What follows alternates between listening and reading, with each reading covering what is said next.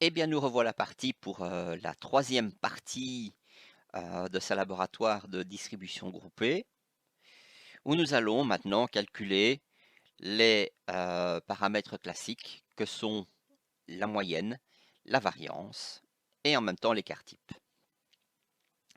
Alors, c'est parti, j'ai besoin des effectifs. Alors, pour ce faire, je fais la copie des éléments qui ont été trouvés par la fonction fréquence. Et attention, je vais faire un copier, mais je vais faire un coller, coller les valeurs. Voilà. Si je fais une autre type de copie, eh bien, ça ne va pas fonctionner. Alors, remarquez que les limites ici, les limites supérieures des différents intervalles ou des classes, vous voyez que bon que je les ai remises à la normale, donc ce qui fait que j'ai plus besoin de les mettre en rouge, elles peuvent revenir en noir puisque j'ai affaire à cette fois-ci aux valeurs exactes. Et en fait, ces valeurs-ci ne vont plus intervenir. Je vais maintenant procéder au calcul d'abord de la moyenne et puis ensuite de la variance et de l'écart type. Alors, vous allez constater que le calcul se fait exactement de la même manière que la distribution ordonnée. Donc, il n'y a rien de plus à apprendre. Donc, on est en train de faire de la révision. Qu'est-ce que je dois faire? Je dois commencer par faire le produit des effectifs fois la valeur centrale. Voilà. 2 fois 45, ça fait 90. Hop, j'utilise la poignée de recopie. Une fois que je fais ça, je dois faire la somme. Voilà, il me manque la somme ici à côté. Voilà. Comment est-ce que je peux trouver la valeur de la moyenne? Eh bien, c'est comme avant.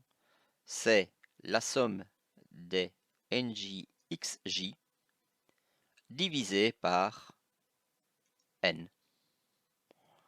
Et voilà la valeur de ma moyenne à partir du moment où j'ai utilisé les valeurs centrales. Attention, c'est là que on va s'intéresser à quelque chose d'assez particulier.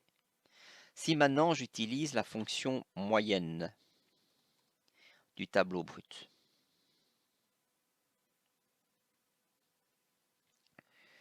j'allais pêcher le tableau brut, voilà, je ferme la parenthèse et maintenant je regarde ce que ça donne. Vous voyez que bon que les deux valeurs sont différentes. Ce n'est pas étonnant parce que ici, en réalité, ce serait la valeur exacte. Celle que bon que l'on utiliserait si on avait affaire à un tableau où on utilise une distribution ordonnée. Mais comme il s'agit d'une distribution groupée, eh bien, les valeurs qui vont se trouver ici, dans les valeurs que j'ai appelées fonctions ou formules, ça n'a pas d'importance, eh bien, on les ignore, elles ne sont pas utilisées. Donc, elles sont en quelque sorte considérées comme fausses, entre guillemets. Les bonnes valeurs qui sont utilisées en pratique, ce sont celles qui vont être trouvées par calcul. Et après, je vais continuer pour pouvoir trouver d'abord la variance et puis ensuite l'écart type. Donc je vais faire le calcul de la variance. J'ai d'abord besoin de l'intervalle. Qu'est-ce que c'est que l'intervalle? C'est donc la valeur xj, attention c'est la valeur centrale. J'ai oublié à chaque fois de mettre un petit c, mais vous aurez compris que bon que c'est toujours à partir de la même valeur que je travaille, moins, alors attention. Je suis en train de faire des calculs, donc je prends la moyenne qui est calculée. Je ne m'occupe absolument pas de la valeur qui se trouve là. Voilà, je valide. Poignée de recopie. ou peut-être après. Après, ce sera encore mieux. Parce que la valeur que j'ai trouvée là, je peux ensuite l'élever au carré directement.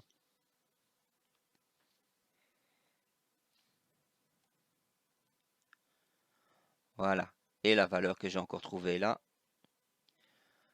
je vais la multiplier par NJ. Voilà, je suis en train de faire ma méthode 3 colonnes.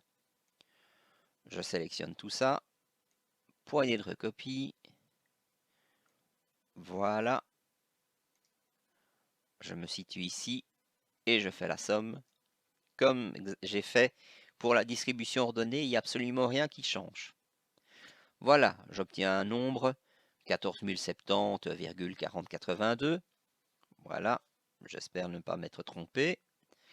Je vais me situer ici pour calculer la variance. Que vaut la variance? Eh bien, c'est le 14 000 ici divisé par le 98 qui me donne la variance.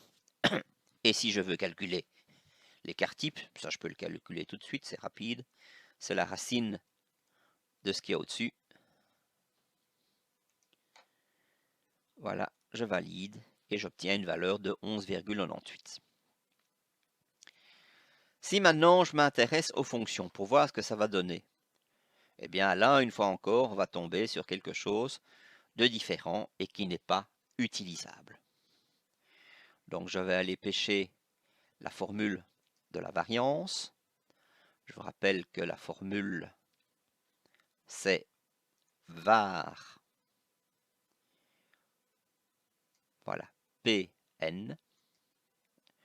Je vais donc aller pêcher mon tableau brut.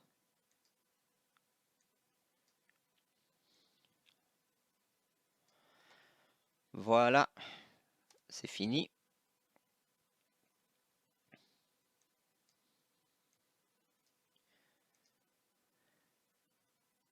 Ben, ça n'a plus du tout le même aspect. Je fais donc de nouveau le calcul. Je veux faire la racine de ce truc-là, mais en utilisant la formule statistique.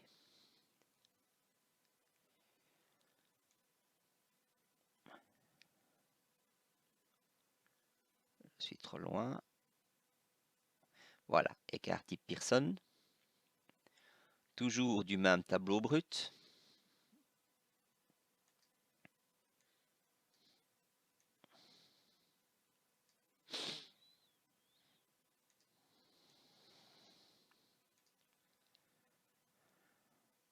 Voilà, on est toujours bon dans les 11, plus ou moins. Mais, manifestement, la réponse n'est quand même pas identique. Ça, c'est la réponse théorique et ça, c'est la réponse pratique. Il reste encore une chose à faire, c'est de voir quelle réponse à obtenir avec la méthode 2 colonnes. Donc, vous vous souvenez, c'est en recherchant la variance à partir de la moyenne des carrés moins le carré de la moyenne. Allons-y. Donc, j'ai d'abord besoin de faire le calcul du carré de chacune des valeurs. Donc, je prends la valeur que j'élève au carré. Et cette valeur, je dois encore la multiplier par l'effectif.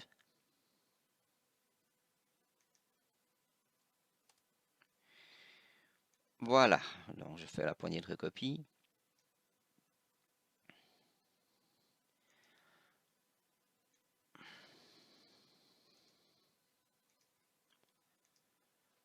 Je calcule la somme qui se trouve ici. J'obtiens une valeur et maintenant je vais calculer ici. D'abord la moyenne des carrés. Donc la moyenne des carrés, c'est le 588 000 divisé par 98, moins le carré de la moyenne. Je prends la moyenne que j'élève au carré. Je valide. Et voilà, là il y a une cohérence totale entre la variance qui a été trouvée avec la méthode 3 colonnes et la variance qui a été trouvée avec la méthode 2 colonnes. Il me reste plus que deux choses à trouver, c'est le mode et la médiane, que je vais calculer de nouveau en utilisant les formules du cours et aussi en utilisant les formules d'Excel, et on va pouvoir faire la comparaison. Ça, ce sera pour le prochain laboratoire.